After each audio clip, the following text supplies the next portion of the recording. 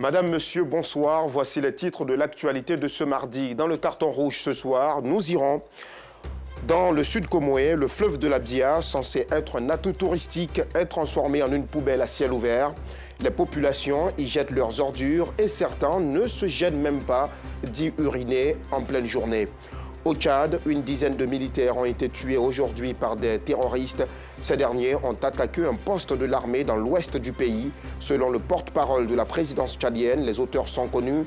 Il s'agit du groupe terroriste Boko Haram. Voilà pour les titres. Ouvrons ce journal par la rubrique de ce jour.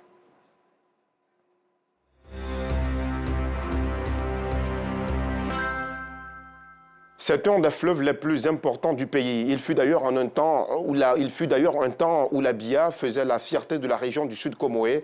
Cette époque est bien loin derrière nous car le fleuve ne se présente plus sous ses beaux jours. Les populations l'ont transformé en une poubelle à ciel ouvert. Certains ne se gênent même pas d'y uriner en pleine journée. Joël Gossé a dû affronter les odeurs fétides et nauséabondes. Aboisseau, ville située dans le sud-est de la Côte d'Ivoire, à 116 km d'Abidjan. Dans cette localité se trouve la Bia. Ce fleuve long de 300 km traverse la ville d'Aboisseau et prend sa source au Ghana voisin. Dans ce décor féerique et angélique qui participe au rayonnement de la ville, se mêle un grand désordre. Ordures, toilettes à ciel ouvert, espaces non entretenus. Ici, tout est permis. Le décor est insalubre et insaisissable.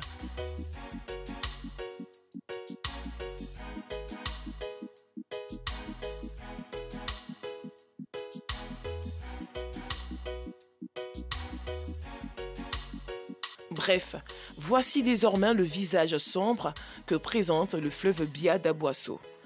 Une situation déplorable et inquiétante pour les populations de cette ville. Quand vous regardez, normalement, c'est un lieu de détente. Un lieu, vraiment, quand tu n'as rien à faire, je crois que tu peux venir bien t'asseoir là et puis bon, essayer de profiter un peu de la lagune. Voilà. C'est la population, parce qu'ils viennent jeter des ordures autour et on n'a pas quelqu'un pour interdire cela. La Bia à Boisseau ici, c'est l'identité. C'est comme on le dit, la plage, la mer pour nous. Puisque la Bia nous procure tellement de bonheur. C'est grâce à la Bia nous avons de l'eau potable ici, à Boisseau. Donc voir les gens déverser les ordures dans la Bia, c'est pas bon. C'est dégrader d'abord nous-mêmes notre propre santé, tu as vu, et dégrader aussi l'environnement.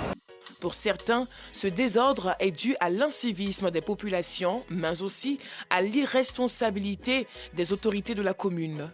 Actuellement, tout le monde a accès au bord pour y verser tout ce qui est comme déchets, pour y déféquer et tout ça, et c'est pas bon. La ville a un camion, mais quand on voit, on a l'impression que apparemment le camion n'arrive pas au bord ici de la Bia. Effectivement, la ville a un camion de ramassage des ordures. Si vraiment les autorités avaient mis l'accent sur le fait que non, les camions de ramassage doivent passer au bord de la Bia, venir ramasser les ordures, je me dis que non, ça au moins la population, vraiment, ça allait peut-être encourager la population à rassembler ces ordures-là pour que ces camions de ramassage puissent venir ramasser les ordures. Selon cet habitant, salir l'environnement à Aboisseau ne date pas d'aujourd'hui. Depuis que je suis né, c'est comme ça, c'est. Vous comprenez? Voilà, ils ont essayé de faire comme ils peuvent. Tous les mecs qui ont succédé, ils ont essayé de faire comme ils peuvent à leur manière, mais c'est toujours la même chose. Ça ne va pas devant, ça ne va pas derrière, c'est toujours la même chose. Il est clair que ce cocktail d'insalubrité constitue un danger pour les populations d'Aboisseau. Certains villages sont alimentés en eau potable à partir de la Bia. Pour le danger que courent les habitants de cette localité, la rédaction de RTU2 donne un carton rouge aux responsables de la commune d'Aboisseau avec à leur tête le premier magistrat pour leur manque de fermeté vis-à-vis du comportement incivique des populations. Carton rouge aussi aux habitants d'Aboisseau pour leur manque de savoir-vivre. Et enfin, carton rouge à la société de ramassage d'ordures pour sa négligence dans le service. Vivement que les élus et cadres d'Aboisseau prennent leurs responsabilités afin de permettre aux populations de cette ville touristique de vivre dans la quiétude et dans la sérénité, loin des ordures et des toilettes à ciel ouvert. La BIA, qui est un véritable atout touristique du Sud Comoé, mérite meilleur traitement. C'est donc un carton rouge bien mérité. Tout autre sujet à présent. Le Forum national sur la dette et la lutte contre la pauvreté propose des mécanismes pour éviter l'endettement de la Côte d'Ivoire. Le Forum a organisé le 10 novembre 2022 au Centre ivoirien de recherche économique un atelier de formation sur la dette et l'endettement. Formation dédiée aux organisations de la société civile. Yacouba Koulibaly, Ami Koulibaly. À Abobo et à Djamé, deux communes à forte démographie, dans le district autonome d'Abidjan, la mendicité passe pour un fait banal. Sous le soleil de plomb, de nombreuses personnes font la manche. Elles sont bien conscientes de la mauvaise image qu'elles renvoient. Elles n'ont pas le choix, la pauvreté les pousse à faire fi de leur dignité.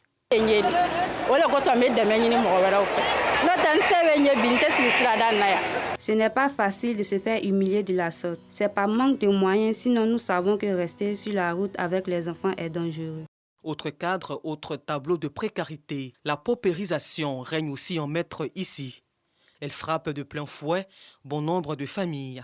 Pour améliorer donc les conditions de vie de cette frange de la population et proposer des mécanismes visant à éviter l'endettement de la Côte d'Ivoire, le Forum national sur la dette et la lutte contre la pauvreté a organisé un atelier exclusivement dédié aux organisations de la société civile dans la commune de Cocody. Cet atelier est d'autant plus important que nous arrivons à la phase 3 du contrat de désendettement et développement de notre pays, la Côte d'Ivoire. Et à cette phase, effectivement, le contrôle citoyen est très important et fondamental dans l'évaluation de la mise en œuvre des programmes contenus donc dans cet allègement de la dette au profit de notre pays. Cette formation, c'est de mettre, n'est-ce pas, à niveau la société civile sur les questions de dette et d'endettement.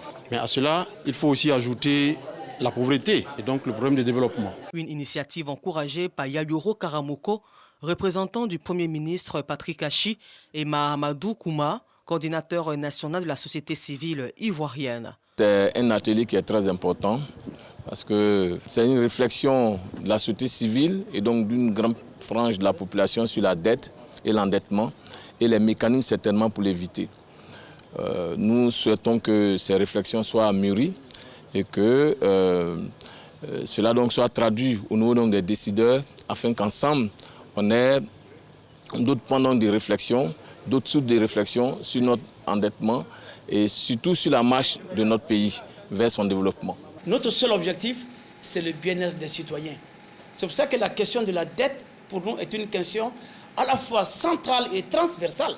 Le seuil de pauvreté en Côte d'Ivoire a connu une baisse en 2018. Il s'est situé à 39,4% contre 44,4% en 2015, selon la ministre de la Solidarité et de la lutte contre la pauvreté. Et puisqu'on ne finit jamais d'apprendre, continuons avec les formations. Une vingtaine de plombiers ont reçu une formation professionnelle. L'initiative du groupe Duval et l'Institut de coopération et de développement en collaboration avec le groupe Sopal est de pallier l'insuffisance de main-d'œuvre dans le domaine de la plomberie. La formation a duré 3 mois et les 27 participants sont tous repartis avec des attestations, comme nous le montre Joël Gosset.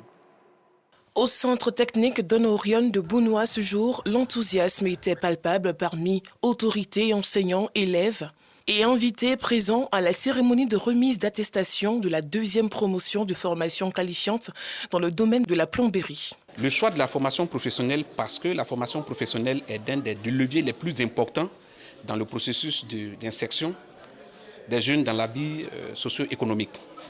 Par la formation professionnelle, les jeunes ils acquièrent assez rapidement des outils pour s'insérer dans la société et aussi le choix de notre filière plomberie sanitaire répond aux besoins en personnel qualifié, en ouvriers qualifiés dans ce domaine. Un projet porté et conçu par les structures, la Fondation du groupe Duval et l'IECD, l'Institut de coopération et de développement, suite à un constat d'une pénurie de main-d'œuvre dans le secteur. Ils sont 27 à avoir bénéficié de ce projet qui est à sa 2e phase, après 3 mois de formation. Nous avons commencé par la filière plomberie sanitaire parce qu'il y avait un besoin sur le marché. en plomberie sanitaire et que les étudiants, les élèves, les stagiaires recherchent ces formations. Aujourd'hui, on constate qu'il y a une urgence. C'est très important pour le groupe Sopal, la formation des jeunes, surtout dans la plomberie-robinetterie qui est notre cœur de métier. Donc il était de soit de justement pouvoir les accompagner en leur offrant du matériel pour se former. Parce que c'est un métier qui n'est pas forcément que, on va dire, théorique, il y a aussi la pratique qui est importante. Une fois les attestations remises, officiels, visiteurs et étudiants ont procédé à la visite du bâtiment de formation. Ils abritent les ateliers répondant aux normes et exigences de la formation au métier de plomberie sanitaire. Ces kits en mesure vont nous permettre de nous mettre dans la vie active et de continuer de chercher et trouver enfin la faille pour s'insérer vraiment dans la vie socio-professionnelle. Les récipiendaires disent être armés pour exercer ce métier cher à leur cœur. Ce programme de formation co-construit il y a 2 ans avec le secteur privé permettra aux entreprises de recruter de la main-d'œuvre qualifiée. Très bien. Alors, dans le reste de l'actualité, déjà, il faut dire que ça sera une très très belle chose que d'avoir des plombiers professionnels en Côte d'Ivoire. La 3e édition du festival J'aime Koumassi est officiellement lancée. Un festival culturel qui prône le vivre ensemble et vise à occuper sainement la jeunesse à travers des activités ludiques. Au lancement du festival J'aime Koumassi, les populations se sont retrouvées dans la bonne ambiance au foyer des jeunes de la commune, comme nous l'expliquent Anissette Konan-Blessing et Séri Konaté. 7h30, nous sommes dans la commune de Koumassi, au quartier 32. Ici, Leroux Kwao, jeune entrepreneur et fils de la commune, s'apprête à se rendre au lancement de la 3e édition du festival J'aime Koumassi, vient célébrer le Koumassi nouveau. Je m'y rends au foyer des jeunes pour assister à la conférence et voir qu'est-ce que je peux apporter en tant qu'entrepreneur de la commune de Koumassi. Donc je pense qu'on a de la chance de pouvoir acquérir quelque chose au cours du festival. Sur place, prestations artistiques et allocution des officiels. Ce festival se veut une plateforme de valorisation du changement de mentalité au sein de la commune de Koumassi. Koumassi a décidé d'avoir une certaine identité. Donc le festival J'aime Koumassi se trouve être pour nous le concept évocateur et puissant qui nous permettra de vendre l'image référentielle de la commune de Koumassi. Une initiative approuvée par les guides religieux et chefs traditionnels. C'est de remercier le Seigneur qui a toujours inspiré l'être humain. Toute chose qu'on fait dans la spiritualité, dans la crainte de Dieu, ça a reçu. On ne veut pas des palabres ni des paroles déplacées à l'endroit de l'un et l'autre. Voilà, si on se respecte mutuellement, tout va se passer comme nous le voulons. Une occasion pour le représentant du premier magistrat de la commune de rappeler le foisonnement d'infrastructures dans la commune, chose qui fait le bonheur des populations. Nous sommes confondus à la jeunesse de Koumassi. Et la jeunesse de Koumassi est confondue au conseil municipal dirigé par le maire Seba Congo. Nous avons une cellule emploi jeune ici à Koumassi. Un événement qui parle d'un Koumassi nouveau. On parle de Koumassi nouveau parce qu'il y a un Koumassi passé. Aujourd'hui, Koumassi bitumé, Koumassi même bientôt qui va connaître une piscine olympique avec le carrefour que vous connaissez et qui n'est plus un carrefour où il y avait l'insécurité, mais plutôt un carrefour où les gens vont donc s'égayer. J'aime Koumassi pourra compter sur le soutien des jeunes de cette commune. Il faut remercier la mairie et le maire de Koumassi pour l'initiative déjà prise. Je prenais la tâche avec le directeur de communication et le directeur de services culturels pour voir dans quelle mesure ma structure et mes employés pourront accompagner le festival. Du 13 au 17 décembre, Koumassi sera en attraction. Des ateliers de formation, des jeux ludiques et prestations artistiques d'au moins 50 artistes meubleront ce festival.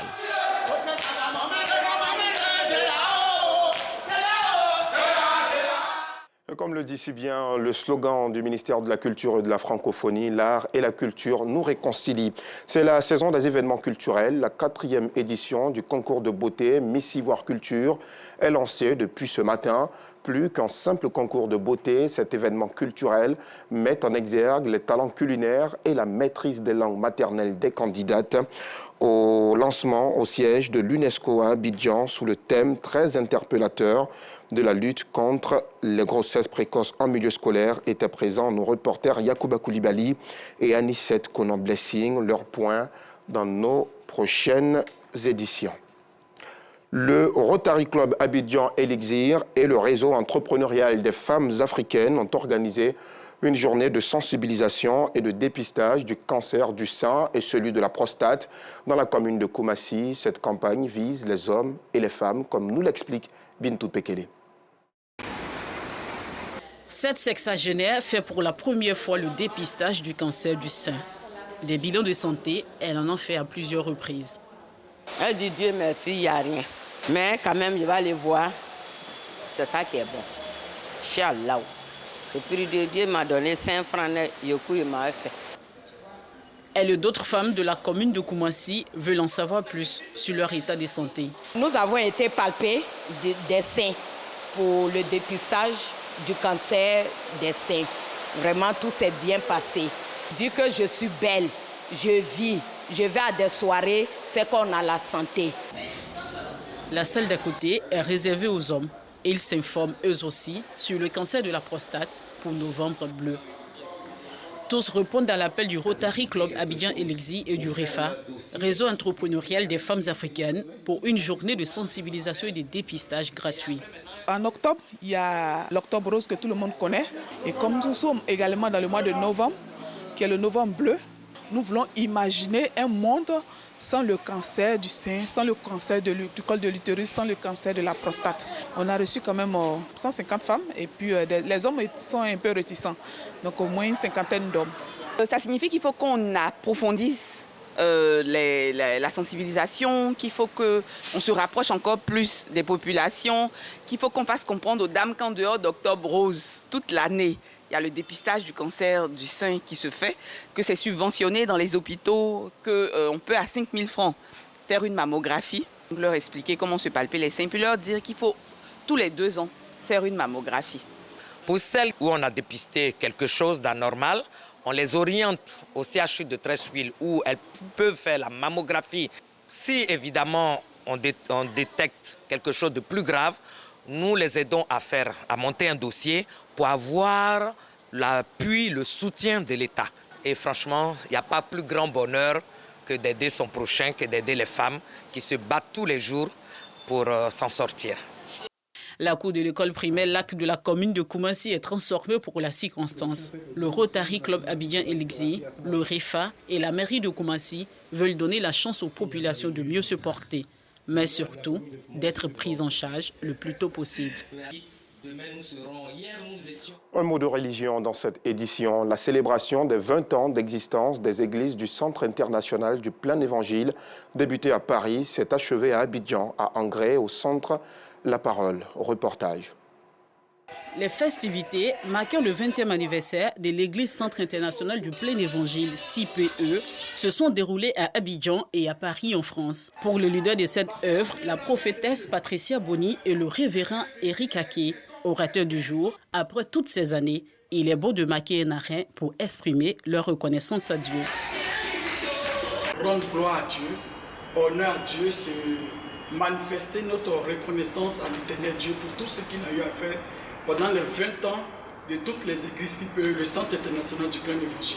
Et si vous fêtez les 20 ans aujourd'hui, c'est la grâce de Dieu. Dans la vie de tout être humain, à un moment donné, il faut marquer un arrêt pour apprécier ce que Dieu a fait. Amen. Et lui dire merci. En marge de cette cérémonie, l'église CPE a visité un orphelinat, le Centre Omega International, où elle a fait un don en vivres et non-vivres aux veuves et orphelins, comme le recommande le Seigneur Jésus-Christ. Mon cœur est dans la joie parce que je suis aussi une mère. Je suis mère de 5 enfants. Amen. Amen. Et je sais ce que c'est que quand une femme donne à manger à ses enfants, quand une femme se bat pour que ses enfants réussissent, pour que ses enfants mangent, je sais ce que c'est. Avec toute la délégation, au nom de toutes les églises CPE, que ce soit en France, que ce soit en Côte d'Ivoire, ça ne sera pas la dernière fois. Plusieurs hommes de Dieu et artistes ont participé à cette célébration. L'église Centre international du plein évangile a vu le jour le 2 novembre 2002. Dans le reste de l'actualité, les organisations non gouvernementales financées par la France au Mali sont plongées dans l'incertitude après l'interdiction de leurs activités annoncées par la junte et disent leur colère de voir les populations payer le prix des tensions entre Paris et Bamako. Nous avons un sentiment de sidération et de colère de voir l'aide publique française instrumentalisée et les organisations non gouvernementales prises malgré elles dans ce jeu de relations diplomatiques, a déclaré à l'agence France-Presse Olivier Brouilleran, président de Coordination Sud, collectif d'ONG françaises dont une quarantaine ont des activités au Mali. Les ONG sont encore en train de clarifier la portée exacte des décisions de Paris et de Bamako, a-t-il dit, mais se trouve déjà dans une situation inacceptable. La junte militaire malienne a annoncé lundi l'interdiction des activités de toutes les ONG financées ou soutenues par la France dans un pays frappé par la guerre au Sahel. La propagation djihadiste est une crise alimentaire aiguë. Au Tchad, une dizaine de militaires ont été tués aujourd'hui par des terroristes. Ces derniers ont attaqué un poste de l'armée dans l'ouest du pays, selon le porte-parole de la présidence tchadienne. Une unité de l'armée dépêchée en précurseur pour installer un poste avancé dans l'île de Bouka-Toulouran a été prise à partie par des éléments de la secte Boko Haram. C'est la fin de ce journal. Merci de nous avoir suivis. À demain.